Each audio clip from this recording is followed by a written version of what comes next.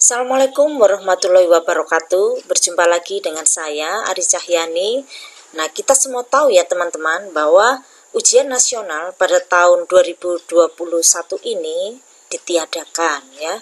Terus pemerintah meluncing asesmen nasional atau AN. Kira-kira sama nggak ya antara UN dengan AN? Kita cari tahu ya. Nah, kita lihat dulu sih apa itu asesmen nasional. Jadi asesmen nasional adalah pemetaan mutu pendidikan pada satuan pendidikan.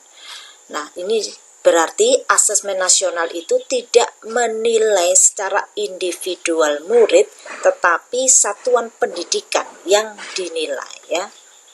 Oke. Nah, sekarang latar belakangnya apa asesmen nasional?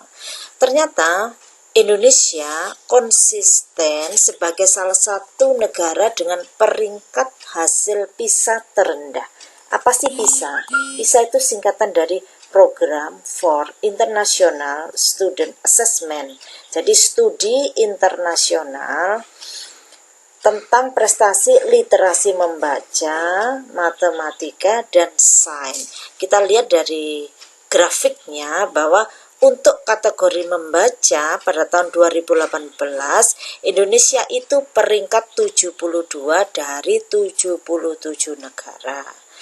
Nah, terus pada tahun untuk matematika, Indonesia juga peringkat 72 dari 78 negara. Untuk sains, Indonesia peringkat 70 dari 78 negara. Jadi bawah-bawah ya. Nah, sekarang kita lihat dulu apa sih perbedaan dari ujian nasional dan asesmen nasional. Pada aspek soalnya, kalau ujian nasional itu hanya dua bentuk, yaitu pilihan ganda dan isian singkat. Pada asesmen nasional ada soal pilihan ganda kompleks, menjodohkan, isian singkat, dan uraian. Sekarang komposisi. Untuk ujian nasional, pengetahuan 40%, aplikasi 40%, dan penalaran 20%. Pada asesmen nasional, untuk aplikasi dan penalaran mempunyai porsi yang besar, yaitu 50% dan 30%. Pada konteks ujian nasional 50% soalnya tidak menggunakan konteks. Pada asesmen nasional semua soal diberikan konteks. Ada 3 macam konteks. Ada personal, sosial budaya, dan sains. Untuk stimulus pada soal UN itu biasanya hanya 100 kata ya, rata-rata 100 kata. Terus hanya satu teks untuk menjawab satu soal. Nah, pada asesmen nasional AN ternyata untuk kelas 11 saja panjang teksnya bisa sampai 700 kata. Terus teksnya disertai ilustrasi, infografis, dan soal-soal yang memerlukan pemahaman multiteks. Untuk format jawaban pada UN semua jawabannya tunggal, sedangkan pada AN disediakan soal dengan jawaban yang terbuka. Nah, siapa nanti yang dilakukan asesmen nasional? Yang pertama adalah murid ya. Murid itu untuk SD kelas 5, SMP kelas 8, dan SMA kelas 11. Kenapa kok tidak murid kelas 6, kelas 9, kelas 12? Supaya nanti hasil asesmen ini masih bisa mereka rasakan 1 tahun yang akan datang gitu ya. Nah, untuk muridnya itu tidak semua muridnya melaksanakan asesmen nasional, hanya berupa sampel. Kalau SD itu ada 30 murid dan 5 cadangan ya. Dan untuk SMA dan SMP itu ada 45 murid dan 5 cadangan. Ini nanti tidak ada ujian susulan ya, tidak ada ujian susulan. Baru murid-murid tersebut sudah dipilih secara acak oleh Kemdikbud sebagai responden, dan mereka datang 2 hari melaksanakan ujian secara semuanya digital ya, dengan menggunakan komputer dan diawasi. Selain murid, guru dan kepala sekolah juga melaksanakan asesmen nasional.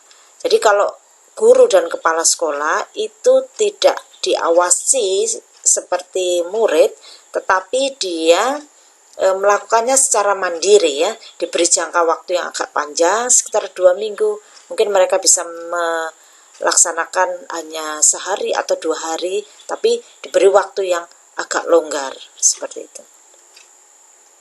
Nah, karena AN ini kan untuk pemetaan mutu ya, tentunya ada instrumennya.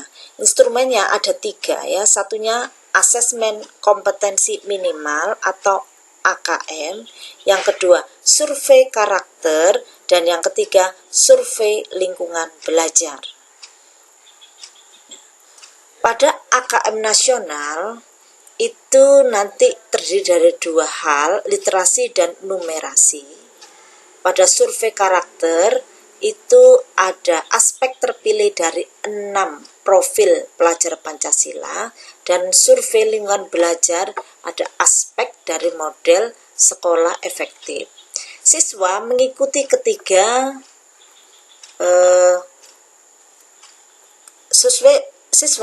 ketiga-tiganya ya, dari instrumen ini.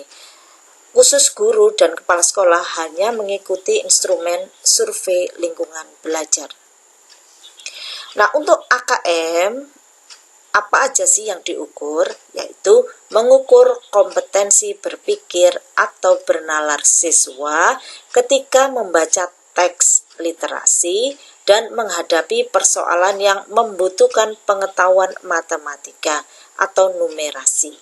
Pada survei karakter dan lingkungan belajar, yang diukur adalah luaran belajar yang lebih bersifat sosial, emosional, serta kualitas proses belajar mengajar di tiap sekolah.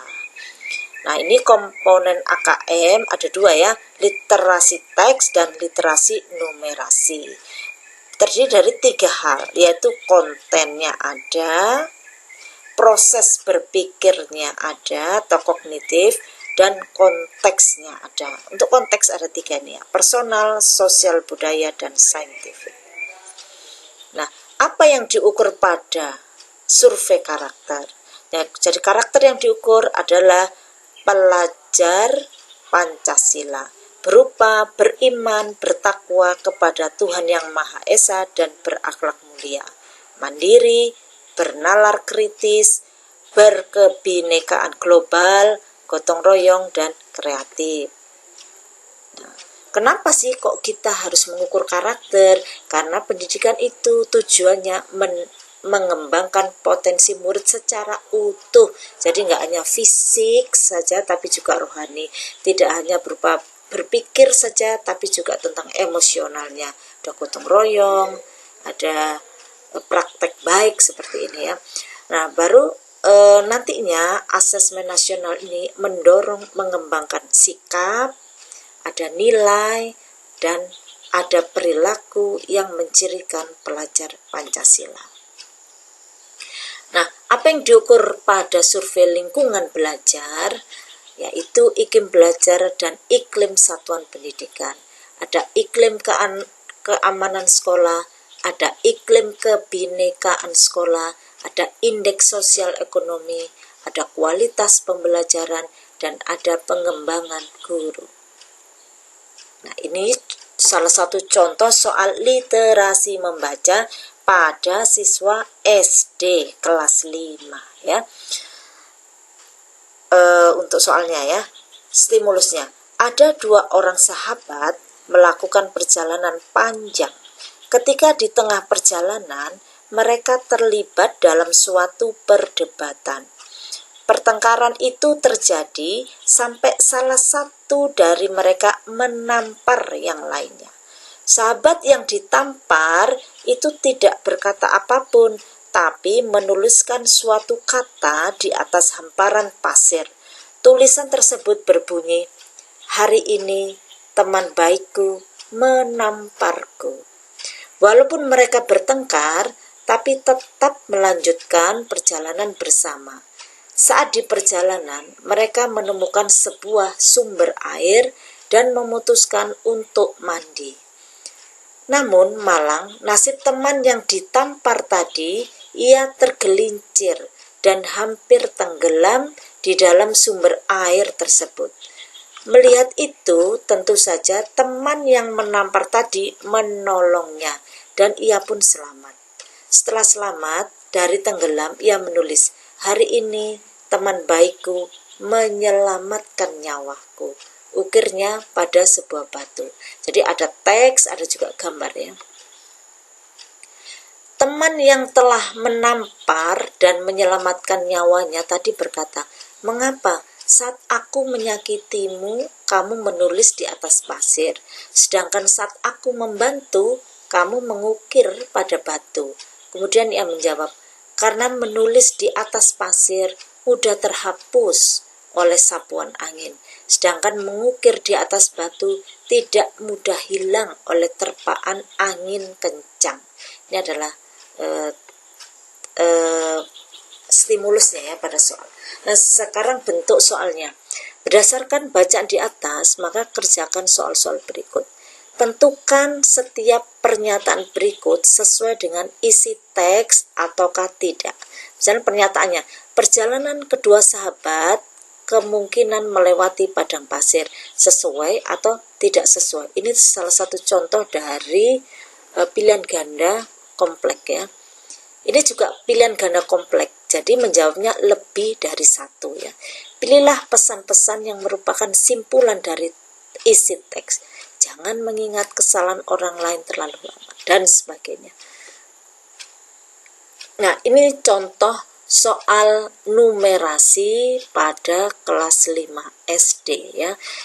Membuat bolu kukus. Fitri akan membuat bolu kukus. Untuk setiap resep, ia memerlukan 1/5 kg gula, 1/4 kg tepung, serta 150 gram mentega, dan 300 gram bahan-bahan lainnya. Nah, pertanyaan pertama, Fitri memerlukan 1/5 kg gula. Ia meletakkan sejumlah gula di timbangan dan ditunjukkan pada gambar berikut. Ya, ada gambarnya. Berapa gramkah gula yang harus dikurangkan? Titik-titik gram. Ini adalah contoh isian singkat ya. Nah, baru yang ini, jika soal nomor 2, jika Fitri membuat 6 resep adonan, jumlah gula, tepung, dan mentega yang dibutuhkan dalam kilogram adalah, nah ini adalah contoh soal pilihan ganda. Nah, kalau sudah selesai siswa melakukan AKM, bagaimana pelaporannya? Seperti kalau kita itu rapotnya itu bagaimana?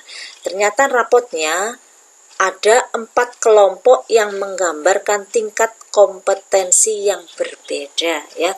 Urutannya nanti step 1 itu masih perlu intervensi khusus ya. Jadi ada 4 nilai ya. Yang step 2 ini berupa minimum atau dasar. Yang step 3 itu baik atau cakap. Dan yang diharapkan nanti mereka bisa mendapatkan yang mahir. Nah, yang ini laporan ini bukan untuk per individu ya, bukan untuk pribadi siswa, tetapi ini adalah capaian dari satuan pendidikan. Nah, untuk tingkat kompetensi literasi membaca, jika mendapat nilai perlu intervensi khusus, itu berarti muridnya belum mampu menemukan dan mengambil informasi eksplisit yang ada dalam teks ataupun membuat interpretasi sederhana. Dan kalau secara dasar atau minimum ada uraiannya, secara cakap ada uraiannya, dan kalau siswanya mahir berarti muridnya mampu mengintegrasikan beberapa informasi lintas teks, mengevaluasi isi, kualitas, cara penulisan suatu teks, dan bersikap reflektif terhadap isi teks.